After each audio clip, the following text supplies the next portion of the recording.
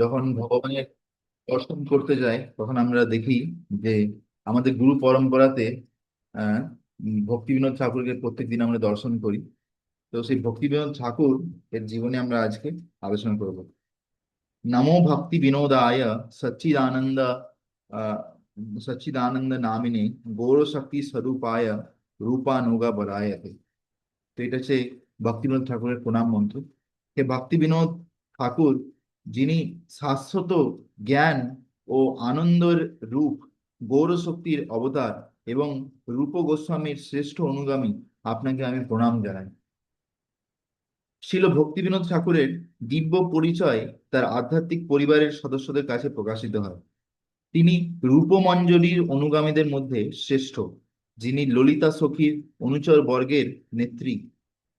ললিতা সখী হলেন রাধারানীর আটজন সখীর মধ্যে অগ্রগণ্য। শ্রীল ভক্তিবিনোদ ঠাকুর তার নিজের রচনায় বিভিন্ন স্থানে এই দিব্য পরিচয়ের ইঙ্গিত দিয়েছেন। হুম। যুগল সেবায় শ্রী রাসমণ্ডলে নিযুক্ত করা অময় ললিতা সখীরা অযোগ্য কিঙ্করী বিনোদা ধরিছে বেতন। ভক্তি বিনোদ আপনার চরণ ধরে ললিতা সখীর এই অযোগ্য সেবককে ভগবানের আহ রাসলীলার সেবায় নিযুক্ত করতে বলেন। এটা কল্যাণ কল্পতরুতে আছে। এটা ভক্তিবিনোদ ঠাকুরের বিনম্রতা। তার গীতমালার সিদ্ধি লালসা গানেও ভক্তিবিনোদ ঠাকুর শ্রী রূপমঞ্জরির পরিচালিকা কমলা মঞ্জরি রূপে তার নিত্য আধ্যাত্মিক পরিচয় দিয়েছেন। তাহলে আমরা কি বুঝতে পারছি যে ভক্তিবিনোদ ঠাকুর এর আধ্যাত্মিক স্বরূপ হচ্ছে তিনি কমলা মঞ্জরি, যিনি ললিতা সখীর আন্ডারে সেবা করেন। তো এখানে বলছে যে তার কুঞ্জ ললিতার কুঞ্জ ব্রজনন্দ সুখদা কুঞ্জে অবস্থিত, যেখানে তিনি ভগবান রাধাকৃষ্ণ যুগলের আরাধনার পতাকা স্থাপন করেন। বরানে তারিত ভাষা তারাভালি কমলা মাইজারি নামা সারি সাড়ি 12 বর্ষ ব্যাস সাতটা সানন্দ সুখদা ধাম। আমার দেহের বর্ণ বিদ্যুতের মতো এবং আমি তারায় ভরা পরিষ্কার রাতের আকাশের রঙের একটি শাড়ি পরিধান করি। আমার বয়স 12.5 বছর এবং আমি সানন্দ সুখদা কুঞ্জে বাস করি। তো কত সুন্দর বর্ণনা! এখান থেকে কি বুঝতে পারছি যে আধ্যাত্মিক জগতে যেখানে ভক্তিবিনোদ ঠাকুর থাকেন, সেখানে তার বয়স সবসময় 12.5 বছর বয়স থাকে।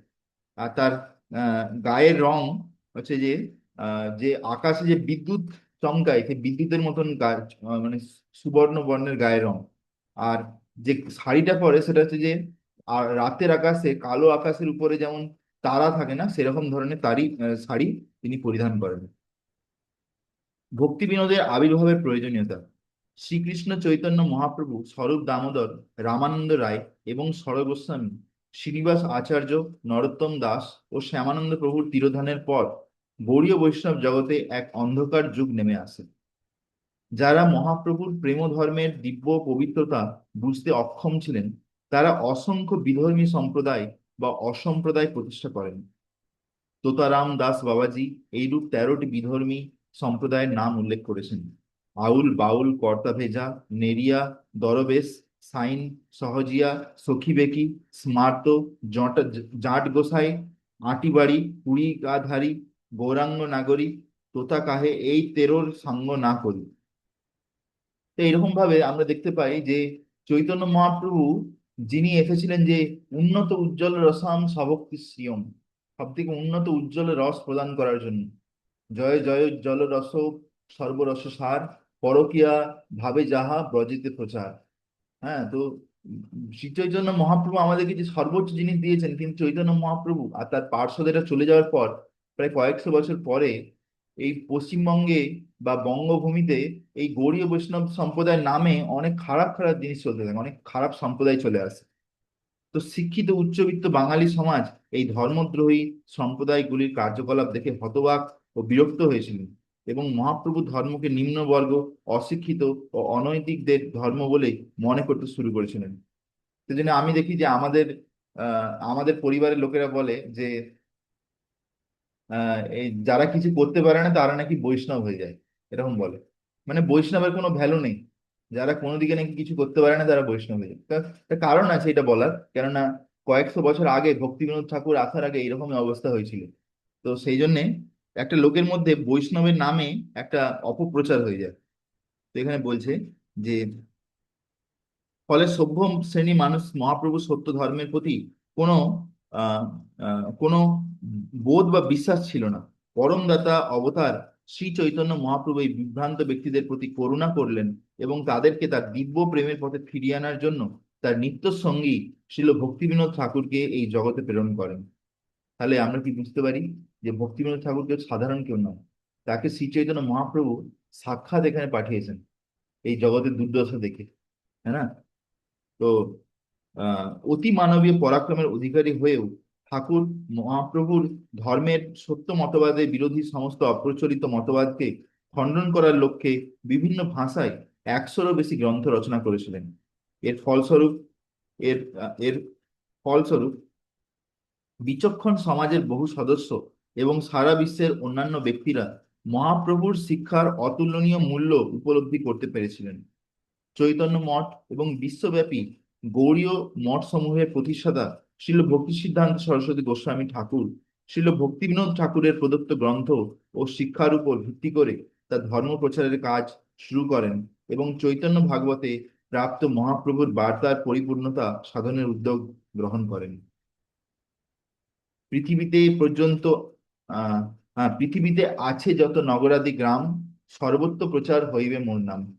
তো এটা চৈতন্য ভাগবতের একটা লাইন, যেখানে চৈতন্য মহাপ্রভু বলেছিলেন যে পৃথিবীতে যত নগর গ্রাম আছে সব জায়গায় আমার নাম প্রচার হবে।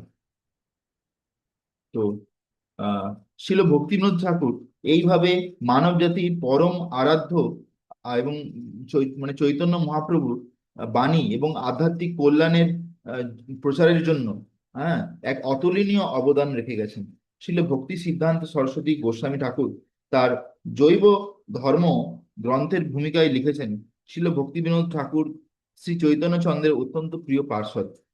কালক্রমে যারা চৈতন্য দেবের অভিপ্রায় প্রচার করতেন, তারা যখন ভগবানের নিত্যলীলায় গমন করলেন, তখন ইন্দ্রিয় সুখ ও মিথ্যা ত্যাগের ঘন মেঘে আবৃত হয়ে বাংলার আকাশ ধীরে ধীরে অন্ধকার হয়ে গেল। আকাশ আবৃত হয়ে গেল এবং শ্রী চৈতন্য মহাপ্রভু প্রচারিত সংকীর্তন থেকে আসা আলোর রশ্মি থেকে জগৎ বঞ্চিত হলো। একে একে সেই আকাশের সূর্য চন্দ্র অগণিত নক্ষত্র দৃষ্টির আড়ালে চলে গেল। কেবল মাঝে মাঝে বিদ্যুতের ঝলকানি অজ্ঞানতার অনন্ত অন্ধকারকে বিঘ্নিত করে রইল।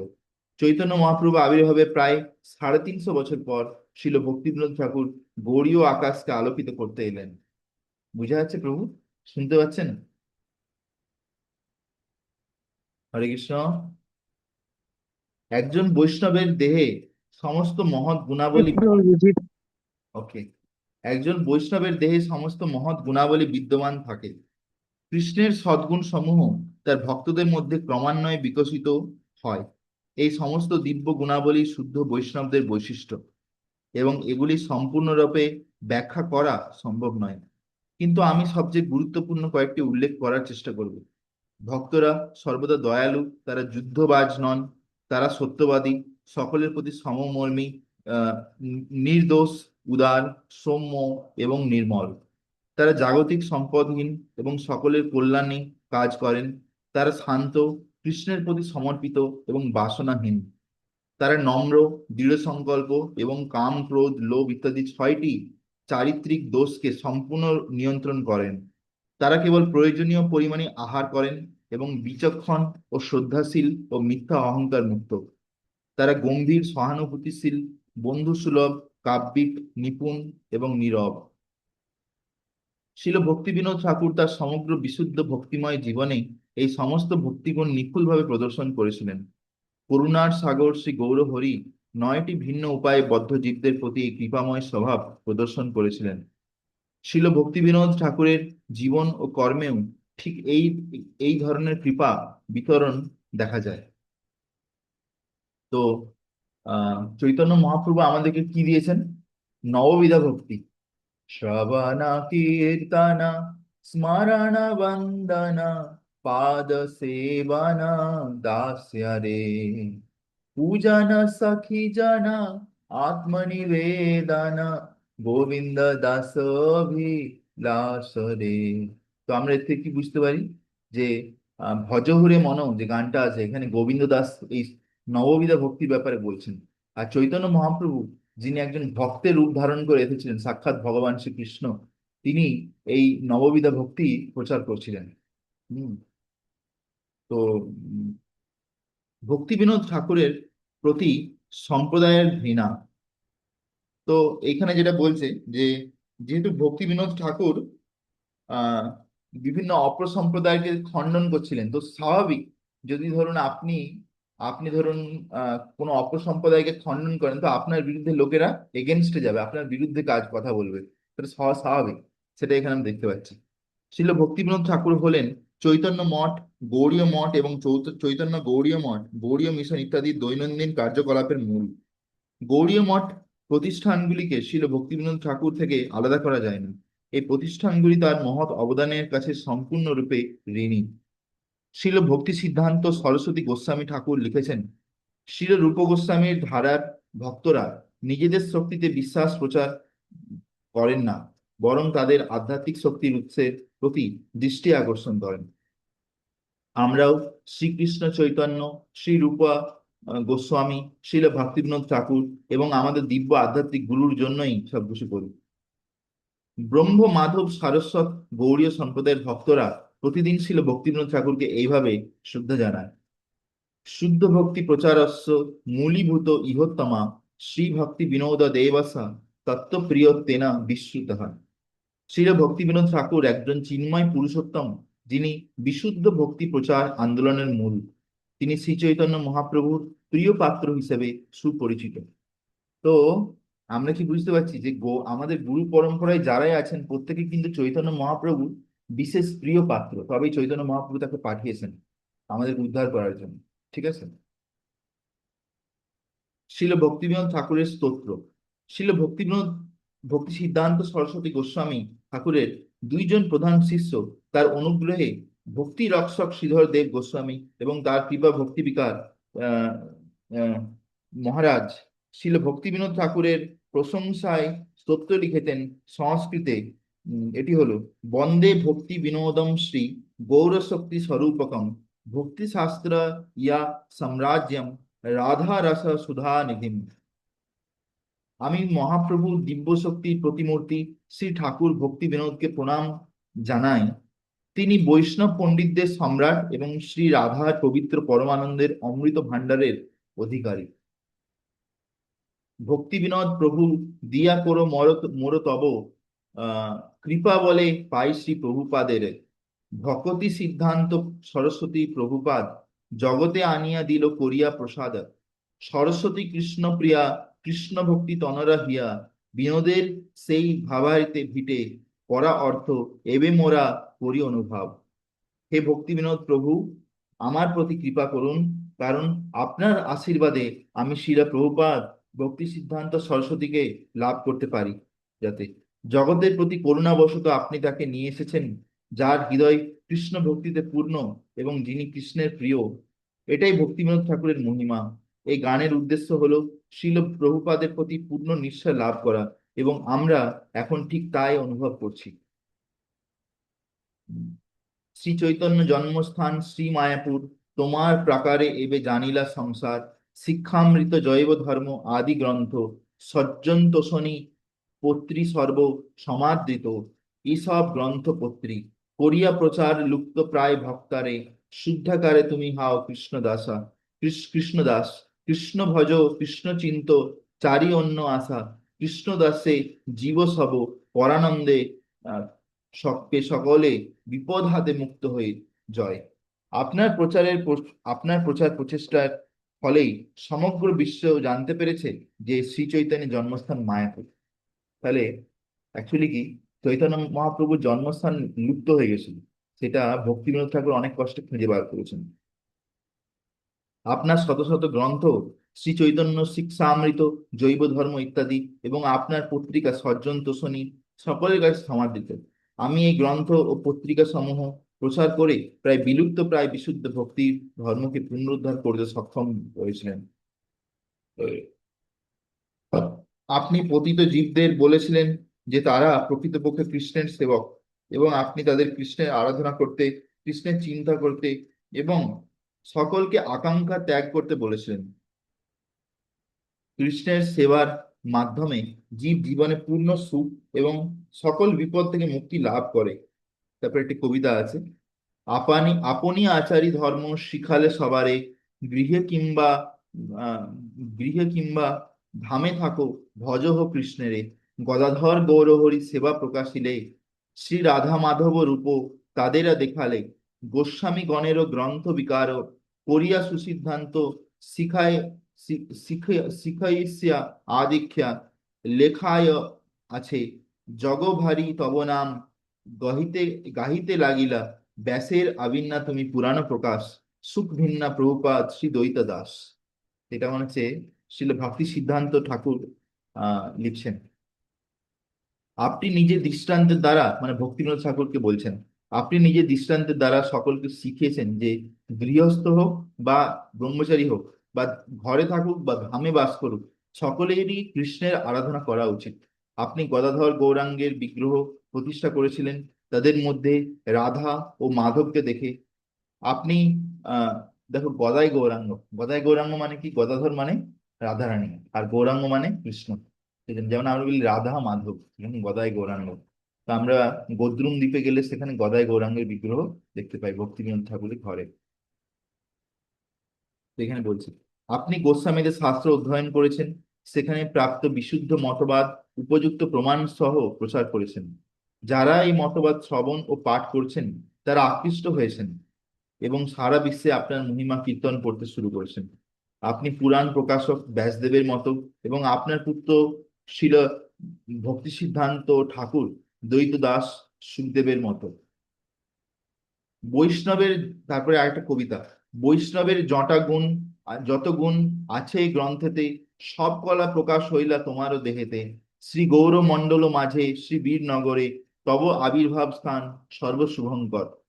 বন্দি আমি নাতা শিরে সে পুণ্যক্ষেত্র, মস্তকে ধারণ করি পবিত্র পণে, ঋষি পবিত্রায়নে ভাগবত মঠে, বাসি তব নাম গায় তোমার দাসানুদাসা, জাতি আর প্রার্থনা করিয়ে ধাম বাস নিরন্তর। শাস্ত্রে বর্ণিত সমস্ত বৈষ্ণব গুণাবলী আপনার দেহে প্রকাশিত। আপনি গৌরমণ্ডল ভূমিতে বীরনগর গ্রামে আবির্ভূত হয়েছিলেন, যা সকলের জন্য মঙ্গলময় একটি স্থান। আমি মস্তক নত করে সেই পবিত্র ধূলি মাথায় নিয়ে সেই তীর্থস্থানে আরাধনা করি। আপনার কৃপায় আমি মায়াপুরের দিব্য উদ্যান ঈশ্বরদানে স্থান পেয়েছি এবং এখানে ভাগবত মঠে আপনার নাম কীর্তি করি। আপনার সেবকদের সেবক সন্ন্যাসী যাযাবর এই পবিত্র ধামে তাকে অনন্ত জীবন দানের জন্য আপনার কাছে প্রার্থনা করেন। তো এইভাবে আমাদেরকে আচার্যদের কাছে প্রার্থনা করা হয়। এই যে আচার্যরা, এরা কি কোন সাধারণ কোন মানুষ নয়, এরা হচ্ছে ভগবানের পার্ষদ, রাধারানীর পার্ষদ। তো আমরা যদি এনাদেরকে প্রার্থনা করি যে হে ভক্তিবিনোদ ঠাকুর, আমাকে নবদ্বীপ মায়াপুর ধামে নিত্য বাস দিন, এরকম যদি আমরা প্রার্থনা করি, তাহলে আমরা হয়তো যখন ভগবত ধামে যাবো, আমরা গোলক নবদ্বীপে আমরা নিত্য বিলাস করতে পারবো, নিত্য থাকতে পারবো, সেবা করতে পারবো মহাপ্রভু। ঠিক আছে? মহাপ্রভু সেখানে লীলা বিলাস করছেন, আমরা সেখানে গিয়ে মহাপ্রভুর সেবা করতে পারবো। হরে কৃষ্ণ। শিল ভক্তিবিনোদ ঠাকুরের পারিবারিক ইতিহাস। যেমন পরমেশ্বর ভগবান শ্রীকৃষ্ণের পরম সিদ্ধি হলো মানব রূপে তার মানবিক কার্যকলাপ, তেমনি তার নিত্য সঙ্গীগণ পতিত জীব সত্তার কল্যাণের জন্য এই মর্তলোকে অবতীর্ণ হয়ে মানবিক আচরণ করেন। যদিও তাদের সাধারণ মানুষ বলে মনে হয়, প্রকৃতপক্ষে তারা কখনো মায়া দ্বারা প্রভাবিত হন না এবং সর্বদা তার ঊর্ধ্বে থাকেন। দেখো, এই যে ভক্তিবিনোদ ঠাকুর, ভক্তি সিদ্ধান্ত ঠাকুর, এদেরকে দেখে মনে হয় যে এরা সাধারণ মানুষ, কিন্তু এরা কিন্তু কেউ সাধারণ মানুষ নয়। এরা কিন্তু এরা কিন্তু সবাই ভগবানের পার্ষদ। হ্যাঁ, সেটাই। আর তাকে মায়া কখনো স্পর্শ করতে পারে না। তো এবং তারা গৃহস্থ জীবনে স্থিত থাকতে পারেন, কিন্তু ভগবানের প্রতি তাদের গভীর অনুরাগ ও প্রেমের কারণে তারা সাধারণ বদ্ধজীবের মতো জাগতিক কামনায় কখনো জড়িত হন না। তারা কেবল এমন এক লীলায় মগ্ন থাকেন, যার দ্বারা তারা মানব জাতির উপকারের উদ্দেশ্যে তাদের সঙ্গে বিনিময়ের জন্য তাদের কার্যকলাপের অনুকরণ করেন। যারা আন্তরিকভাবে বিষ্ণু ও বৈষ্ণবদের শরণ নিয়েছেন, তারাই এই ব্যক্তিত্বদের অজাগতিক চরিত্র চিনতে সক্ষম হন। রাজা, আদিসুর, বাংলায় ব্রাহ্মণ এবং অন্যান্য উচ্চবিত্ত হিন্দুদের আমন্ত্রণ জানিয়েছিলেন, যাদের মধ্যে কায়স্থ পুরুষোত্তম ছিল। তার সপ্তম ও অষ্টম প্রজন্মের বংশধর ছিলেন শিল, বিনায়ক ও নারায়ণ, যারা সরকারি মন্ত্রী হয়েছিলেন। পঞ্চদশ প্রজন্মের বংশধর ছিলেন মহাপ্রভুর সমসাময়িক রাজা কৃষ্ণানন্দ দত্ত। তিনি কৃষ্ণের ভক্ত ছিলেন এবং নিত্যানন্দ প্রভু তার দলবল সহ তার বাড়িতে এসে তাকে অশেষ আশীর্বাদ করেছিলেন। কৃষ্ণানন্দ দত্তের বংশধরের মধ্যে গোবিন্দ শরণ দত্ত অন্যতম, যিনি গোবিন্দপুরা গ্রাম প্রতিষ্ঠা করেছিলেন। কালীঘাট, সুতানুটি এবং গোবিন্দপুরা এই তিনটি গ্রামই পরবর্তীকালে কলকাতা নামে পরিচিত হয়। গোবিন্দ শরণ দত্তের নাতি ছিলেন রামচন্দ্র। তার নাতি ছিলেন মদন মোহন দত্ত, যিনি কলকাতার হেদুয়া পুকুর জনস্বার্থে পৌরসভাকে দান করেছিলেন। তিনি 1774 সালের গয়ার প্রেতশিলা তীর্থ এবং চন্দ্রনাথ পর্বতে সিঁড়ি নির্মাণের জন্য তার ব্যক্তিগত সম্পদের একটি বড় অংশ ব্যয় করেছিলেন। মদন মোহন দত্তের নাতি ছিলেন রাজা বল্লভ দত্ত, যার পুত্র আনন্দচন্দ্র দত্ত অত্যন্ত ধার্মিক এবং জাগতিক জীবন থেকে বিমুখ ছিলেন। আনন্দচন্দ্র নদিয়ার জেলার উলা গ্রামের প্রখ্যাত জমিদার ঈশ্বরচন্দ্র মুস্তফির কন্যা মোহিনীকে দেবীকে বিবাহ করেছিলেন।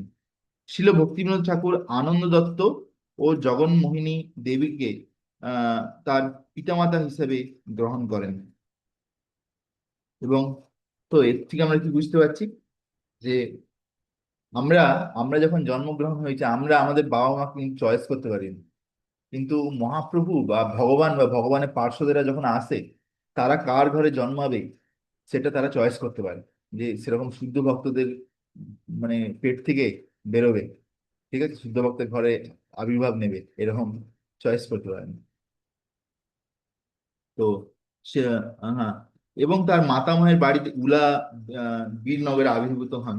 এটি ছিল চৈতন্য মহাপ্রভুর জন্মের 352তম বর্ষ। রবিবার 2 সেপ্টেম্বর 1838 তিথিটি ছিল ভাদ্র মাসের শুক্ল ত্রয়োদশী। তার পিতামাতা তার নাম রেখেছিলেন কেদারনাথ। তো ভক্তিবিনোদ ঠাকুরের আগে কি নাম ছিল? কেদারনাথ দত্ত, ঠিক আছে। ভক্তিবিনোদ ঠাকুরের শৈশব। ভক্তিবিনোদ মাত্র 2 বছর বয়সে তার প্রথম কবিতা রচনা করেন। ভাবা যায়, আমরা 2 বছর বয়সে কি করছি, আমরা 2 বছর মানে কথা বলতেও শিখিনি। আর ভক্তিবিনোদ ঠাকুর 2 বছর বয়সে কবিতা লিখছেন, তাই না? তো প্রতিভার এক অসাধারণ প্রকাশ তার ভবিষ্যৎ ব্রত এবং পরবর্তী জীবনে রচিত দিব্য ভক্তি গীতিগুলোর ইঙ্গিত দিয়েছেন। তার মতো ভগবানের প্রতি ভক্তি ও পবিত্র ভাবাবেগ পূর্ণ গান কোনো জাগতিক পাণ্ডিত্য বা সৃজনশীলতার ফল নয়, বরং তা ভগবানের নিত্যসিদ্ধ সঙ্গীর মধ্যে স্বয়ং প্রকাশিত। বৈকুণ্ঠবাসীদের কথা তাদের কথার বিষয়, অর্থাৎ পরমেশ্বর ভগবান থেকে ভিন্ন নয়। সেগুলোকে কোনোভাবেই কোনো জাগতিক ধ্বনি কম্পনের সঙ্গে তুলনা করা যায় না। ঠাকুরের ব্যবহৃত প্রতিটি শব্দই দিব্য অমৃত, যা ভগবানের প্রতি প্রেমের ভাব জাগিয়ে তোলে এবং ভক্তি ভাবনার পরিপূর্ণ। হ্যাঁ, তো আমরা কি বুঝতে পারছি যে আমরা যদি ভক্তি বিনোদ ঠাকুরের যে লেখা, যে ভজন কীর্তন বা বই, এগুলো যদি পড়ি, তাহলে কি হবে? আমাদের ভিতরে যে কৃষ্ণ, আমাদের ভিতরে যে শুদ্ধ কৃষ্ণ প্রেম আছে, সেটা জেগে উঠবে। বুঝা গেছে? তো মাত্র 6 বছর বয়সেই তিনি ঐতিহাসিক মহাকাব্য মহাভারত রামায়ণের সমস্ত খুঁটিনাটি জেনে নিয়েছিলেন। একজন সাধারণ বালক, 6 বছরের শিশু, কি এমন কৃতিত্ব দেখাতে সক্ষম হয়? দৈব কৃপা ছাড়া সমস্ত ভক্তি গ্রন্থের মূল ভিত্তি বোঝা অসম্ভব। এগুলি নিছক পাণ্ডিত্যের নাগালের বাইরে। শাস্ত্রের অর্থ ঠাকুরের হৃদয়ে আপনা আপনি প্রকাশিত হয়েছিল। সুতরাং তার দেওয়া শাস্ত্রের ব্যাখ্যা ও জাগতিক পাণ্ডিত্যপূর্ণ বিশ্লেষণ থেকে প্রাপ্ত ব্যাখ্যার মধ্যে একটি মৌলিক পার্থক্য রয়েছে। শিল ভক্তিবিনোদ ঠাকুর 9 বছর বয়সে জ্যোতিষশাস্ত্রের শাস্ত্র অধ্যয়ন শুরু করেন, কিন্তু তার আত্মজীবনী অনুসারে তিনি 10 বছর বয়সে আধ্যাত্মিক সত্যের অনুসন্ধান করেছিলেন। যদিও তিনি সর্বক্ষণ স্বাভাবিকভাবে আধ্যাত্মিক সত্যে স্থির ছিলেন, তিনি মানব জীবনের বিশেষ চরিত্র প্রদর্শনের জন্য এই লীলা প্রদর্শন করতেন। মানুষের মনে কি চলছে, তারা কি ভাবছে, তা জানার জন্য তিনি তাদের সঙ্গে মিশতে শুরু করেন। তার মধুর কথা এবং শ্রদ্ধাপূর্ণ মনোভাব দিয়ে তিনি যার সঙ্গে সাক্ষাৎ করতেন তাদের সকলের মন জয় করে নিতেন। যখনই তিনি কারো যুক্তির ভুল ধরিয়ে দিতেন, তারা রাগ বা হতাশ না হয়ে বরং আনন্দিত হতেন। 10 বছর বয়সী এবং এক সাধারণ চঞ্চল বালকের পক্ষে এটা সম্ভব ছিল না। উম, তো এগুলি শুদ্ধ ভক্তের গুণ। শিল ভক্তিবিনোদ ঠাকুরের আত্মজীবনী থেকে তার শৈশবের কয়েকটি ঘটনার বিবরণ নিচে দেওয়া হলো। কারো বাড়িতে যখন কোনো উৎসব হতো আমি যেতাম। ব্রহ্মচারীর বাড়িতে প্রায় এমন ধর্মীয় উৎসব হতো। বাড়ির বাইরে একটি সুন্দর মন্দির ছিল, আর ভেতরে ছিল ফুলের বাগান, একটি যজ্ঞ বেদী। ব্রহ্মচারী তান্ত্রিক রীতি অনুসারে পূজা করতেন। তিনি একটি ছোট গোপন ঘরে একটি মানুষের ফুলি রাখতেন, কিন্তু লোক বলতো যে মানুষের ফুলিকে জল ও দুধ দিলে তা হাসে। আমি ফুলিটি নামিয়ে এনে তাকে জল দিলাম, কিন্তু হাসি দেখতে পেলাম না। তো এখানে যে ব্রহ্মচারী কথা বলছে, এটা মায়াবাদী ব্রহ্মচারী, মানে যে মানে বিভিন্ন দেবী ভক্ত, দেবী দেখি করে ভূত প্রেত নিয়ে কারবার, দিয়ে এসব বশীকরণ এসব করে। ঠিক আছে, এটা কোনো ইসকনের ব্রহ্মচারী বা গৌড়ীয় বৈষ্ণব ব্রহ্মচারী নয় কিন্তু। ঠিক আছে। কারণ একজন জ্যোতিষীর বাড়িও ছিল, কাছেই একজন জ্যোতিষীর বাড়িও ছিল, যেখানে আমি গান বাজনা আসর শুনতাম। দুর্গাপূজার সময় প্রতিমার পটভূমি আঁকার জন্য একজন বৃদ্ধ কাঠমিস্ত্রি নিযুক্ত ছিলেন। তিনি যখন কাজ করতেন, আমি তার কাছে বসে অনেক প্রশ্ন করতাম, যার উত্তর তিনি সবসময় দিতেন। আমি জিজ্ঞাসা করলাম, দেবতার আত্মা কখন প্রতিমার মধ্যে প্রবেশ করেন? কাঠমিস্ত্রি উত্তর দিলেন, যখন আমরা এর চোখ আঁকবো, তখন দেবতা এসে প্রতিমার মধ্যে বাস করবেন। যেদিন তিনি সত্যিই দেবতার চোখ আঁকতে যাচ্ছিলেন, আমি আগ্রহ করে গেলাম, কিন্তু আমি দেবতাকে আবির্ভূত হতে দেখিনি। আমি বললাম যে এই প্রতিমাটি উম, উম, গোলক গোলক পাল বানিয়েছেন। তিনি প্রথমে খড়ের আঁটি বেঁধেছিলেন এবং তারপর মাটি দিয়ে ঢেকেছিলেন। আপনি এর উপর খড়ি মাটি দিয়ে তারপর রং দিয়েছেন। এই মূর্তির কোথাও কোনো দেবতা নেই, তাই না? তখন বৃদ্ধ কাঠমিস্ত্রি বললেন, যখন ব্রাহ্মণরা দেবতাকে প্রতিষ্ঠা করেন, তখন দেবতা অবতার গ্রহণ করে এই রূপে প্রবেশ করেন। আমি এই অভিষেক অনুষ্ঠানটি মনোযোগ সহকারে পর্যবেক্ষণ করছিলাম, কিন্তু কোনো ঐশ্বরিক প্রকাশ দেখতে পাইনি। আমার মনে হয়েছিল যে সূত্রধর লোকটি বেশ জ্ঞানী, তাই আমি তার বাড়িতে গিয়ে তাকে আবার ব্যাখ্যা করতে বললাম। তখন সে আমাকে বলল, এই মূর্তি পূজায় আমার কোনো বিশ্বাস নেই। আমার বিশ্বাস, ব্রাহ্মণরা সরল মনা মানুষদের কাছ থেকে টাকা হাতিয়ে নেওয়ার জন্য এটিকে কেবল একটি প্রতারণা উপায় হিসেবে ব্যবহার করে। তো এখানে যেটা বলছে, এটা হচ্ছে যে লোকের মধ্যে কোনো জ্ঞান নেই। লোকের মধ্যে কোনো জ্ঞান নেই, তারা কি করছে, ধর্মের নামে ব্যবসা করছে। এরকমই চলে, মানে এখনো চলছে, আগেও চলছিল। কিন্তু আসল যে ধর্ম কোনো হবে, হ্যাঁ, সে আসল ধর্ম কি করবে, যে সনাতন ধর্ম, সেটা হচ্ছে সবাইকে ভগবানকে ভালোবাসতে শেখাবে। ভগবান কিছু চাইতে শেখাবেন, ভগবানকে ভালোবাসতে শেখাবে। আর ভগবানকে যেমন ভালোবাসবেন, প্রত্যেকটা জীবকে ভালোবাসবে, প্রত্যেকটা জীবের সেবা করবে, তার কিভাবে হিত হয়, মানে ভালো হয়, সেই ব্যাপারে চিন্তা করতে শেখাবেন। ঠিক আছে। তো তো এখানে বলছে যে সূত্রধরের কথায় আমি অত্যন্ত আনন্দিত হলাম এবং তাকে পরমেশ্বর সম্পর্কে কিছু বলতে বললাম। সে বলল, আপনি যা খুশি বলুন। আমি একমাত্র পরমেশ্বর ছাড়া আর কিছুতে বিশ্বাস করি না। দেবদেবী সকলেই কাল্পনিক। আমি প্রতিদিন সেই এক ঈশ্বরেরই আরাধনা করি। বৃদ্ধ লোকটির এই কথাগুলোকে আমাকে বিশ্বাস জুগিয়েছিল। উম, যাই হোক, তো এখানে ভক্তিবিনোদ ঠাকুর একজন আহ আহ, প্রতিমা যে বানায় দুর্গা ঠাকুরের, তার সঙ্গে কথা বলছে। সে বলছে কি, আমি দেবদেবীতে বিশ্বাস করি না, শুধু পরমেশ্বরে বিশ্বাস করি। ভালো, পরমেশ্বরে বিশ্বাস করলে ভালো, কিন্তু তার সঙ্গে সঙ্গে এটা জানতে হবে যে দেবদেবীরাও আছে। এরপর স্বর্গলোক আছে, যেখানে দেবদেবীরাও আছে। উম, তো তারপরে বলছি, আমার কৌতূহল আরো বেড়ে গেল। মুসলিম ভৃত্য গোলাম খান কোষাগার পাহারা দিতেন। একবার আমার প্রশ্নের উত্তরে তিনি বললেন, আল্লাহর নাম খোদা। আর একসময় তিনি একাই ছিলেন, তিনি ছাড়া আর কেউ বা কিছু ছিল না। তারপর তিনি নিজের শরীর থেকে মাটি নিয়ে একটি পিণ্ড তৈরি করলেন এবং সেটি একমাত্র মহাসাগরে নিক্ষেপ করলেন, এবং পিণ্ডটির উপরের অংশ আকাশ এবং নিচের অংশ পৃথিবী হয়ে গেল। এরপর তিনি আদম ও আহ হাওয়াকে, আদম ও ঈভকে দিয়ে মানব জাতির সৃষ্টি করলেন। হ্যাঁ, আমরা সবাই আদম ও ঈভের বংশধর। এই পৌরাণিক কাহিনী শোনার পর আমি তাকে জিজ্ঞাসা করলাম, আপনার মতে রাম কে? তিনি বললেন, রাম এবং রহিম একই। তো মুসলমানকে কেউ কেউ জিজ্ঞাসা করছে ভক্তিবিনোদ ঠাকুর তিনি খোদা। তারপর তিনি তার কাছ থেকে ভূত তাড়ানোর একটি মন্ত্র সম্পর্কে জানলাম। গোলাম খান বললেন, ভূত হলো শয়তানের বংশধর, তারা রহিমের নামকে ভয় পায়।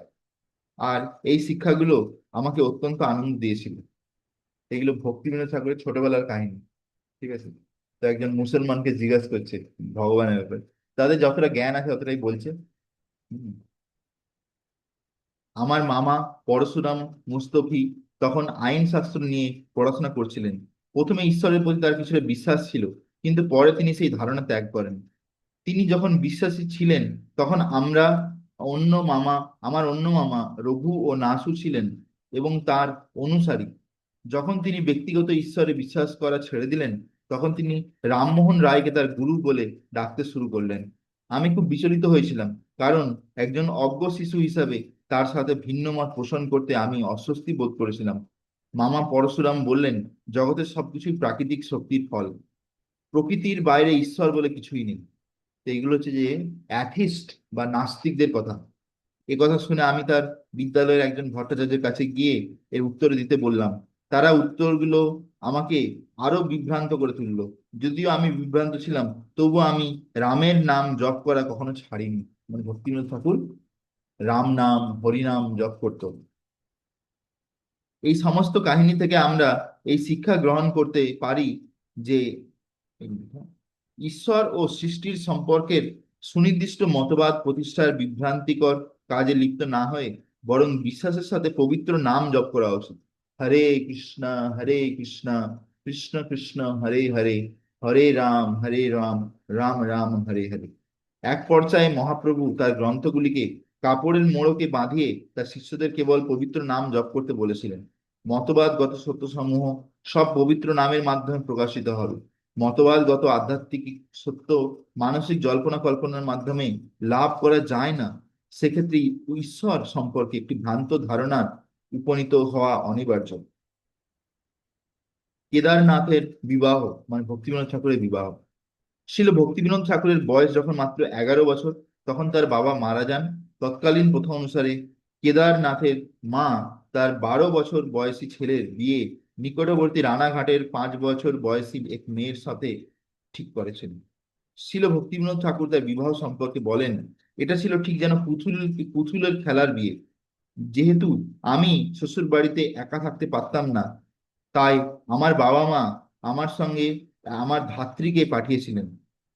যদিও ঠাকুরের মানব সম্পর্কের জটিলতা সম্পর্কে প্রত্যক্ষ ধারণা ছিল, তবুও তিনি তৎকালীন বিবাহ ব্যবস্থার ত্রুটিগুলির বিরুদ্ধে কোনো প্রতিবাদ করেননি। 6 বছর বয়সে কেদারনাথের বিদ্যা বাচস্পতি টোলাই সংস্কৃত পড়তে যান। এরপর 7 বছর বয়সে তার পিতামহ তাকে কৃষ্ণনগর কলেজে পড়তে পাঠান।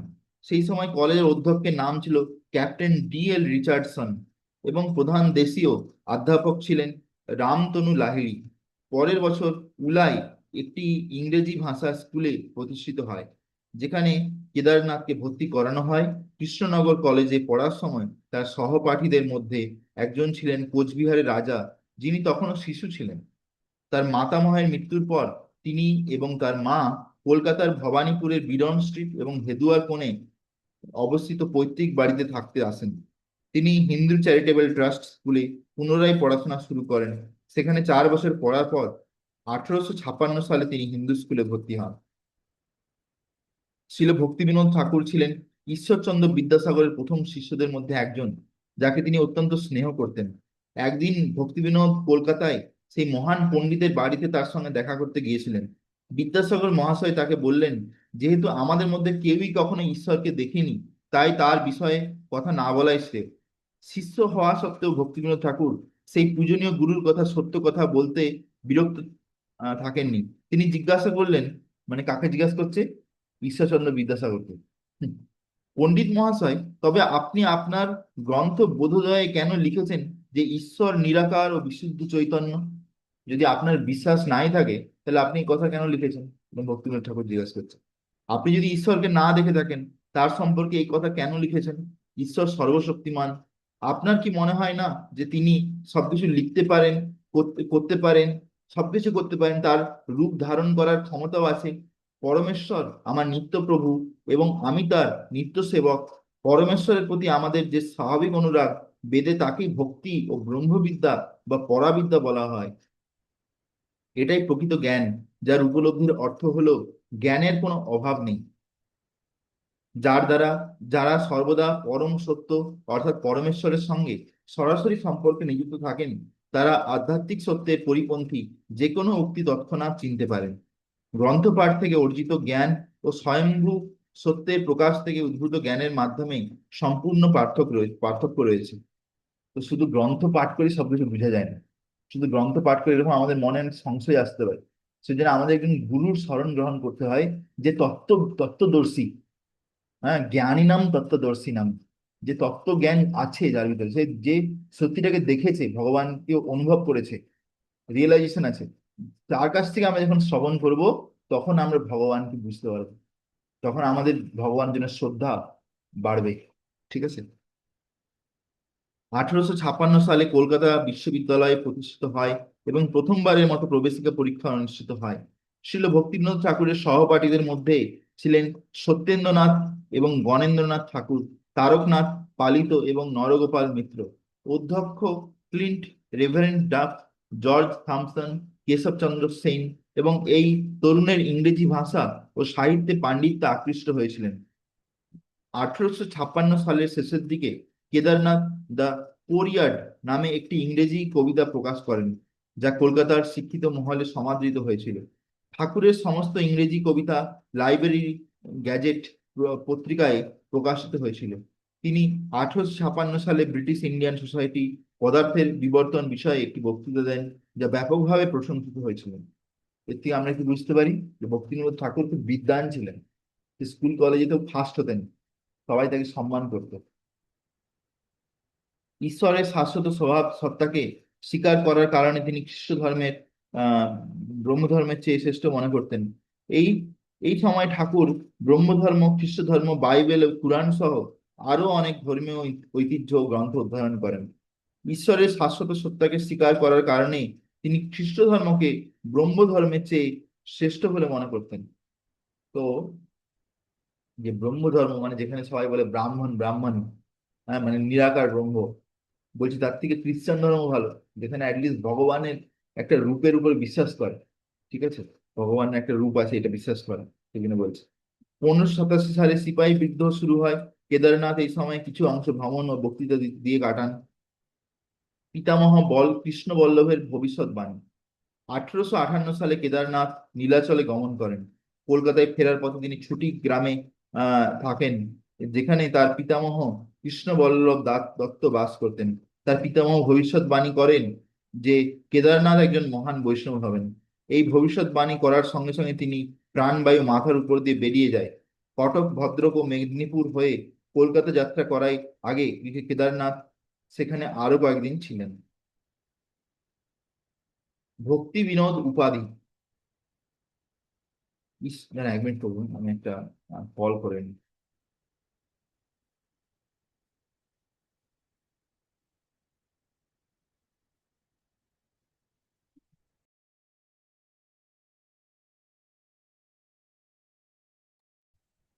ওকে, তো আমরা এবার পড়ছি ভক্তি বিনোদ উপাধি। ঈশ্বরচন্দ্র বিদ্যাসাগরের সুপারিশে কেদারনাথ দত্ত কটক সরকারি মাধ্যমিক বিদ্যালয়ের শিক্ষকতায় চাকরি নেন এবং এর কিছুদিনের মধ্যেই 1860 সালে ভদ্রকের একটি বিদ্যালয়ে প্রধান শিক্ষকের পদ গ্রহণ করেন। এই সময় তিনি উড়িষ্যার বিভিন্ন ধর্মীয় প্রতিষ্ঠান নিয়ে মঠস অফ উড়িষ্যা নামে একটি বই লেখেন, যা স্যার উইলিয়াম হান্টার তার উড়িষ্যার গ্রন্থে তথ্য সূত্র হিসেবে ব্যাপকভাবে ব্যবহার করেছিলেন। তিনি সচ্চিদানন্দ আহ ছদ্মনামে শ্রী চৈতন্য গীতা নামে একটি গ্রন্থ রচনা করেন। মহাপ্রভুর আবির্ভাবের 400তম বর্ষে শ্রী গৌড়ীয় গোস্বামী সংঘ তাকে ভক্তি বিনোদ উপাধি প্রদান করেন। সেই সময় থেকে কেদারনাথ দত্ত বৈষ্ণব সমাজে শ্রী সচ্চিদানন্দ ভক্তি বিনোদ ঠাকুর নামে পরিচিত হয়েছিলেন। তো এই যে একটা গৌড়ীয় মঠ থেকে তাকে ভক্তি বিনোদ নামে যে উপাধি দেয়, আর তিনি সেই সময় একটা বই লিখেছিলেন, সেই বইটার নামও ছিল সচ্চিদানন্দ। হ্যাঁ, তো উম, হ্যাঁ, সচ্চিদানন্দ প্রেমালঙ্কার। তো সেই বইটা যেহেতু লিখেছিলেন, এই জন্য তার নাম হয়ে গেছিল সচ্চিদানন্দ শিল ভক্তি বিনোদ ঠাকুর কি যায়। বুঝা গেছে? ভ্রমণ ও ধর্ম প্রচার। ঠাকুর মানে ভক্তিবিনোদ ঠাকুর মেদিনীপুর মেদিনীপুরের একটি বিদ্যালয়ের শিক্ষকতা করতেন। ভাবো আমরা কত ভাগ্যবান যে মেদিনীপুরেতে ভক্তিবিনোদ ঠাকুর এসেছিলেন, সেখানে টিচার ছিলেন, আমরা জানতামই না, তাই না? আমরা ভাবতাম যে মেদিনীপুরে কি আছে, আমরা মেদিনীপুরে থাকতাম, কিন্তু মেদিনীপুর দেখো, মেদিনীপুরে ভক্তিবিনোদ ঠাকুর এসেছে, ভক্তি সিদ্ধান্ত ঠাকুর এসেছেন। একদিন সাহিত্য সমিতির এক সভায় ব্রাহ্ম ধর্মাবলম্বী রামনারায়ণ বসু তাকে ধর্মের সত্য বিষয়ে বক্তৃতা দিতে শুনে গভীরভাবে প্রভাবিত হন। মেদিনীপুরে থাকাকালীন ঠাকুরের প্রথম স্ত্রী মারা যান এবং তিনি দ্বিতীয়বার ভগবতী দেবীকে বিয়ে করেন। মেদিনীপুর থেকে তিনি ধর্ম প্রচারের জন্য বর্ধমানে যান। সেখানে থাকাকালীন তিনি 1863 সালে আওয়ার ওয়ান্স নামে একটি ইংরেজি বই প্রকাশ করেন। ইংরেজি বই প্রকাশ করেন। ঢাকা কভার আর নেই। আচ্ছা ঠিক আছে, রেখে দেন ওখানে রেখে দেন। অল্প রেখে দিন, ঘুরিয়ে রাখুন না, পড়ে যাবে আবার। ঠিক। হুম। তো এখানে বলছে যে আওয়ার ওয়ান্স নামে একটি ইংরেজি বই প্রকাশ করেন। তিনি ব্রহ্ম সমাজ ও খ্রিস্টানদের মধ্যে বিতর্কে জড়িত ছিলেন এবং দুই ধর্মের মধ্যে মধ্যস্থতা করার চেষ্টা করছিলেন। দুটি বক্তৃতায় তিনি উভয় পক্ষের অবস্থানের সমস্যাগুলো তুলে ধরেন। বর্ধমানে থাকাকালীন তিনি ভাতৃ সমাজ নামে একটি গোষ্ঠী শুরু করেন। এই গোষ্ঠীর একটি সভায় তিনি আত্মা বিষয়ে একটি পাণ্ডিত্যপূর্ণ বক্তৃতা দেন। হ্যাঁ। বর্ধমান থেকে ঠাকুর বিহারের ছাপড়ায় সাময়িকভাবে বসবাস করতে যাওয়ার আগে চুয়াডাঙ্গা ও রানাঘাটে গিয়েছিলেন। সেখানে থাকাকালীন তিনি কাশী, মির্জাপুর, প্রয়াগ, আগ্রা ইত্যাদি হয়ে ট্রেনে ভ্রমণ করে প্রথমবার বৃন্দাবনে যান। ছাপড়ায় থাকাকালীন উর্দু, ফার্সি অধ্যয়ন করেন এবং এই ভাষাগুলিতে পাণ্ডিত্য অর্জন করেন। সেখানে থাকাকালীন তিনি গৌতমের উপর একটি বক্তৃতাও দিয়েছিলেন। ছাপড়া থেকে তিনি পূর্ণিয়া, তারপরে 1868 থেকে দিনাজপুরে যান। সেখানে তিনি ডেপুটি ম্যাজিস্ট্রেট হিসেবে নিযুক্ত ছিলেন এবং দিনাজপুরে তিনি হিন্দু ব্রাহ্মণদের মধ্যে একটি বিবাদের কথা জানতে পেরেছিলেন এবং ভগবত দর্শন এর নীতিশাস্ত্র এবং ধর্মতত্ত্ব বিষয়ে একটি বক্তৃতা দিয়ে হস্তক্ষেপ করেন। 1868 সালের জুন মাসে তিনি রামকেলিতে রূপ ও সনাতনের বাড়ি এবং রাজমহল ইত্যাদি পরিদর্শন করেন। এরপর তিনি কলকাতায় ফিরে আসেন, যেখানে তিনি চৈতন্য চরিতামৃত ও শ্রীমদ্ ভাগবতের অনুলিপি খোঁজার জন্য গবেষণা শুরু করেন। অনেক পরিশ্রমের পর তিনি অবশেষে বটতলা প্রকাশনা সংস্থা থেকে অনুলিপিগুলি খুঁজে পান। এই মূল্যবান সংস্করণগুলি নিয়ে তিনি পুরুষোত্তম ধামে যান, মানে জগন্নাথ পুরীতে। মন্দিরের ব্যবস্থাপনার তত্ত্বাবধানের জন্য তাকে পরিচালক হিসেবে নিযুক্ত করা হয়। তিনি 1869 সালে 8 থেকে 1874 সাল পর্যন্ত একটানা 5 বছরেরও বেশি পুরীতে বসবাস করেন।